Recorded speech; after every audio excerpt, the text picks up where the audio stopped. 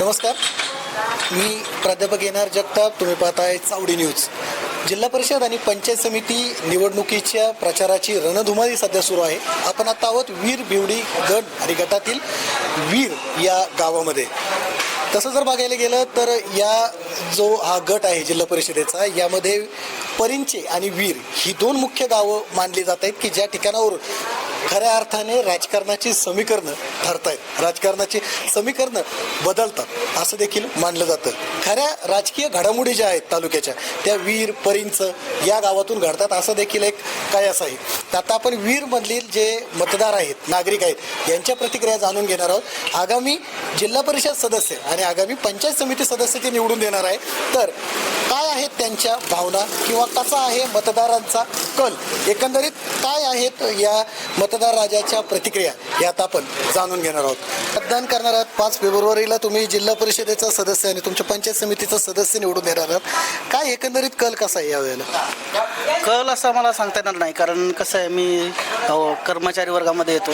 पण जसं की आता दिसतंय केंद्रापासून राज्यापर्यंत सगळे BJPचंच वातावरण आहे. तर मे बी असं कल दिसतोय लोकांचा की BJP किंवा कमळ फुलेल इकडेही. असं कमळ फुलेल. एक वीरकरांची काय अपेक्षा आहे की आगामी जो ZPचा सदस्य तुम्ही निवडून देणार आहात जिल्हा परिषदेचा आणि पंचायत समितीचा जो सदस्य निवडून देणार आहात, तर काय वीरचे ग्रामस्थ म्हणून काय अपेक्षा आहे? वीरच्या ग्रामस्थ म्हणून अपेक्षा आहेत की आता ज्या काही स्कीमा येतात काय तर ज्या गोरगरिबापर्यंत पोहोचल्या पाहिजेत आणि आता सगळ्या ऑनलाईन होत आहे राईट. तर ऑनलाईन झाल्यामुळं बाकीच्या ज्या सुविधा आहेत ते सगळ्यांना मोबाईलद्वारे सगळ्यांना पोहोचल्या पाहिजेत. म्हणजे तळागाळापर्यंत सगळ्या विविध सुविधा मिळल्या पाहिजेत. तुमच्या गावातून उमेदवारी यावेळेला उमेदवारी दिलेली आहे, तर ते जे उमेदवार आहेत त्यांच्या बाबतीत काय कल राहील? एकंदरीत पॉझिटिव्हच आहे. ते सहकार क्षेत्रामध्ये काम करतायत पहिल्यापासून, तर आता प्रशासकीय क्षेत्रामध्ये पण त्यांचं योगदान चांगलं राहील. त्यांचं बोलण्याचं किंवा त्यांचं जे वागण्याचं जे रिस्पॉन्स देण्याचं आहे ते पॉझिटिव्ह वाटतं. एकंदरीत जनसंपर्क आहे का त्यांचा? जनसंपर्क चांगला आहे, कारण सहकार क्षेत्रातच काम करत असल्यामुळे तो त्यांना भविष्यात. कोण आहे उमेदवार, कोण दिलाय भाजपने? भाजपने सुधीरप्पा धुमाळ. काय मुख्यतः असं बघितलं जातं की एखादा उमेदवारी ज्यावेळी एखादा पक्ष देतो त्यावेळी ग्राउंड लेवलला काय कामं केलंय का, किंवा सामाजिक कार्यामध्ये त्यांचा काय कसा प्रतिसाद आहे किंवा सहभाग आहे, या बाबतीत काय म्हणून? सामाजिक क्षेत्रामध्ये पण प्रतिसाद चांगला आहे त्यांचा आणि भविष्यातही ते चांगलाच त्याप्रमाणे प्रतिसाद म्हणजे देते. भाजपकडं झुकतं माप राहील यावेळेला असं तरी वाटतंय सध्या. असं वाटतं. काय म्हणाल, काय सध्या जिल्हा परिषद आणि पंचायत समितीच्या निवडणुकीचा आता प्रचाराची रणधुमाळी चालू आहे, वीरमध्ये काय वातावरण आहे? आता जेवढे आता उमेदवार उभे आहेत तसं सगळ्यांची म्हणजे ज्याच्या त्या संबंधावर मतदान होईल. पण आता जेवढे उमेदवार उभे राहिलेत तसे ते बऱ्यापैकी ग्राउंड लेवलला येऊन काम केलेले उमेदवार आहेत. तुमच्या गावातून आता भाजपचे उमेदवार आहेत ज्यांचं गाव आहे सुधीरप्पा धुमाळ, काय या एकंदरीत कसा कल राहील मतदानाचा त्यांच्या बाबतीत? तसा त्यांचा बऱ्यापैकी चांगला कौल राहील वीरमध्ये तरी. आता सध्या जर बघितलं तर नगर परिषद आणि महानगरपालिकांचे निकाल हाती आलेत, त्यामध्ये भाजपने जोरदार मुसंडी मारली. तर काय यावेळेला देखील भाजपचं कमळ फुलेल का? आता ते म्हणजे फुलू पण शकतं, पण आता कसं आहे, आता ज्याच्या ज्या उमेदवारांच्या ह्याच्यावर शेवटी ते डिपेंड राहील. सुधीरप्पा धुमाळ जे उमेदवार आहेत त्यांचा संपर्क कसा आहे गावामध्ये किंवा इतर संपूर्ण गट आणि गणामध्ये? ते आता PDCला कामाला असल्यामुळे बऱ्यापैकी खोऱ्यातील लोक, परत वीर गणातील लोक, त्यांच्याकडे भरपूर बँकेत जाण्याचं प्रमाण आहे आणि सगळ्यांना ते चांगल्या रीतीने ट्रीटमेंट देतात. एकंदरीत जनसंपर्क चांगला आहे. हां, एकंदरीत काम त्यांचं चांगलं आहे. पंचायत समिती आणि जिल्हा परिषदेच्या प्रचाराची रणधुमाळी रंगलेली आहे. पुरंदर तालुक्यातलं वीर गाव तुमचं, या गावातूनच यावेळेला उमेदवार देखील आहेत. तर जे काय परिस्थिती काय राहील यंदा, काय नेमका मतदाराचा कौल कसा राहील? आमच्या वीर गावामध्ये दिलीपदादांनंतर आता सुधीरप्पांना उमेदवारी भाजपच्या माध्यमातून मिळाली आणि आमच्या वीर गावाला फार मोठा आनंद झालेला आहे. त्यामुळं आमचं वीर गाव पूर्ण एक होऊन सुधीरप्पांचा प्रचार करण्यात मग्न झालेला आहे आणि सुधीरप्पा ह्यावेळेस 100% निवडून येतील. आणि वरचे उमेदवार हरिभाऊ लोळे हे जिल्हा परिषदचे उमेदवार आहेत, ते सुद्धा यावेळेस निवडून येतील आणि पुणे जिल्हा परिषदेवरती भाजपचा कमळ फुलेल अशी मला या ठिकाणी अपेक्षा वाटते. त्याचप्रमाणे कसं झाले, महाराष्ट्रात आणि केंद्रात भाजपची सत्ता आहे आणि मग वरती ह्या दोन्ही राज्यांमध्ये केंद्रामध्ये भाजपची सत्ता असल्यानंतर पुणे जिल्हा परिषदसुद्धा भाजपकडेच पाहिजे. तर मग आपल्याला पुढे विकास करण्यासाठी संधी मिळेल, निधी येईल काय. आणि म्हणून आपण सर्वांना या ठिकाणी प्रयत्न करावे लागतील. ZP सदस्य आणि पंचायत समिती सदस्य दोघांनाही चांगल्या मतांनी निवडून देणं ही आपली एक क्रमप्राप्त भूमिका राहील. आणि आमच्या गावामध्ये सगळे गटतट विसरून सगळे लोक सुधीरप्पांच्या मागे ठामपणे उभे आहेत आणि ह्यावेळेस सुधीरप्पांचा विजय हा नक्की आहे, एवढं मी सांगतो. जिल्हा परिषद पंचायत समितीच्या निवडणुकांची आता सध्या प्रचाराची रणधुमाळी रंगलेली आहे. काय एकंदरीत काय वीरमधून आता तुमच्याकडे एक उमेदवार आहे तुमच्या गावातील आणि जिल्हा परिषदेला देखील एक उमेदवार या गाणातून लढतायत, तर काय परिस्थिती काय एकंदरीत?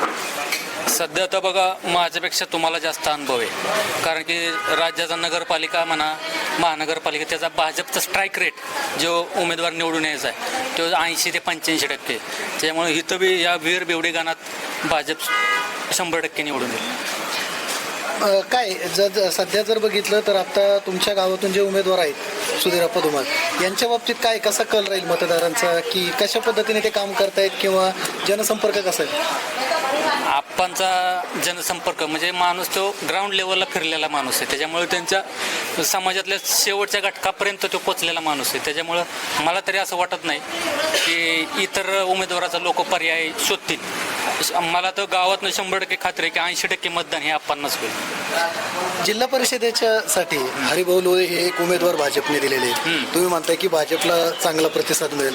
हरिभाऊ लोळेंनी आता शिवसेनेतून भाजपमध्ये प्रवेश केलेला आहे. मतदार कसे स्वीकारतील या प्रवेशाला किंवा या बदलाला? मतदार महत्त्वाचं म्हणजे कुणी प्रवेश केला ते महत्त्वाचं नाही, पण मतदार हे माणसाकडे बघून जो काम करतोय, आणि हरिभाऊंचं काम तुम्ही सभापतीच्या माध्यमातून तुम्ही बघितलं असेल तालुक्यात, त्याच्यामुळेच मतदार हरिभाऊला 100% स्वीकारते. म्हणजे एकंदरीत यावेळेला जिल्हा परिषद आणि पंचायत समितीमध्ये कमळ फुलेल काय वाटतं? हा, आता 2017ला तिन्ही वीर बिवडे गाणात शिवसेनेचंच उमेदवार सगळे निवडून आलते, पण या 8-9 वर्षात पुलाखालनं भरपूर पाणी गेलेलं आहे. त्यामुळे यावेळेस नक्कीच भाजपला लोक प्रतिसाद देतील. असं काय एकंदरीत तरुण मतदारांची काय प्रतिक्रिया आहे? जिल्हा परिषद आणि पंचायत समितीमध्ये काय कसा राहील कल यावेळेला? कल भाजपकडेच राहील. का बरं भाजपच का? भाजप चांगला पक्ष आहे, बरं. काम आहेत भाजपचे. तुमच्या गावातून कोण उमेदवार आहे आता भाजपचे पंचायत समितीसाठी? सुधीरप्पा धुमाळ. काय कसं काय उमेदवार जे दिलेले आहेत भाजपने, त्यांचा जनसंपर्क कसा आहे? तुमच्या परिचयाचे आहेत का? हा आहे, चांगला आहे त्यांचा जनसंपर्क. आता जेडपीला तर हरिभाऊ लोळेंना उमेदवारी दिली, काय वाटतं याबाबत? ते काम करतात का? परिचयाचे आहेत का? परिचयाचे आहेत. काय एक तरुण मतदार म्हणून वीरमध्ये काय कामं केली जावीत जिल्हा परिषद पंचायत समितीच्या बाबतीत या आगामी जो तुम्ही उमेदवार निवडून येणार आहात त्याने? ना, त्यांची कामं चांगली आहेत, त्यांचा जनसंपर्क चांगला आहे, लोकांच्यात आहेत ते. काय एकंदरीत काय परिस्थिती काय? एकंदरीत वीरमुंचं मतदान आहे 5,000-5,500. तर वीरचं मतदान साधारण 3,500-4,000 वाटेल. त्यामधला आप्पा 2600+ होती आणि हरिभाऊ लोळे 2200-2300 राहतील. 2000+ राहतील ते सुद्धा. एवढं कॉन्फिडेंटली कशामधून सांगताय तुम्ही? कारण संजय सरांचं काम आहे इथं पहिल्यापासून आणि वीर हा संजय सरांचा बालेकिल्ला म्हणून ओळखला जातो. आता माजी आमदार संजय जगताप यांनी आता भाजपमध्ये प्रवेश केलाय आणि मतदार कसे स्वीकारतील या सर्व बदलाला? कारण आता हरिभाऊ लोळे जे आहेत ते पण शिवसेनेतून भाजपमध्ये आलेत. एकंदरीत काय कसं बघताय या सगळ्या गोष्टीकडे? हरिभाऊ लोळे हा पक्ष कुठला न मानणारा कार्यकर्ता आहे महत्त्वाचं. म्हणजे पहिल्यांदा शिवसेनेत होता तरी सुद्धा तो सगळ्यांच्याच ग्राउंड लेवलला काम करत होता. आणि संजय सरांचा तर काय वीरचा विषयच नाही, पहिल्यापासून पक्ष बघतच नाही तिथं वीरची लोक. संजय सर म्हणजेच पक्ष आहे वीरच्या लोकांसाठी. काय अपेक्षा काय आहेत वीरकरांच्या की भावी जो जिल्हा परिषद सदस्य पंचायत समिती सदस्य तुम्ही निवडून देणार आहात, काय अपेक्षा आहे वीरकरांची? वीरकरांची काय कामं झाली म्हणजे झालं, बाकी काय अपेक्षा असतात दुसऱ्या?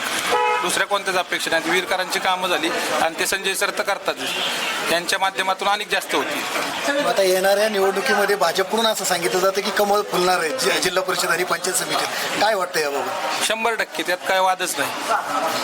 जिल्हा परिषदला बी येणार आणि पंचायत समितीला बी येणार. त्याची रणधुमाळी सध्या रंगली. काय एकंदरीत काय वातावरण काय आहे सध्या?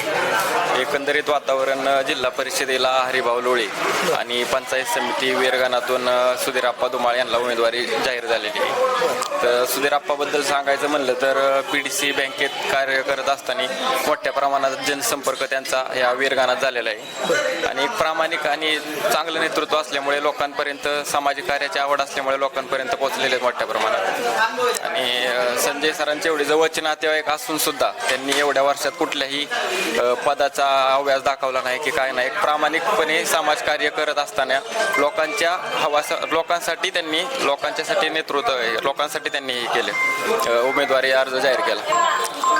आता एकंदरीत आता जर बघितलं तुम्ही हरिभाऊ लोळे यांचा उल्लेख करताय, माजी आमदार संजय जगताप यांचा पण उल्लेख करताय, तर एकंदरीत काय मतदारांच्या अपेक्षा काय आहेत की भावी जो जिल्हा परिषदेचा सदस्य किंवा पंचायत समितीचा सदस्य तुम्ही निवडून देणार आहात, एक वीरचे ग्रामस्थ म्हणून काय अपेक्षा?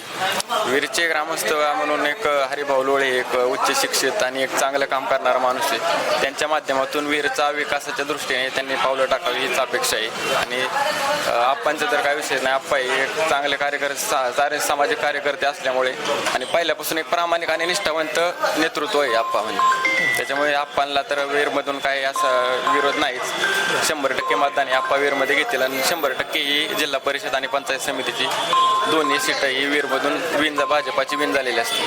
आता भाजपकडून सांगितलं जात आहे की जसं नगर परिषद महानगरपालिका निवडणुकामध्ये कमळ फुललं संपूर्ण, तसं पुरंदरमध्ये देखील जिल्हा परिषद आणि पंचायत समितीच्या माध्यमातून कमळ फुलणार आहे असं दावा केला जातोय. काय वाटतं याबाबत? 100% कमल हे फुलणारच, कारण की देशात नरेंद्र आणि राज्यात देवेंद्र असल्यामुळे आणि आपले संजय सरांचं काम तर सर्वांनी पाहिलेलंच आहे. 100% कमळ हे फुलणार.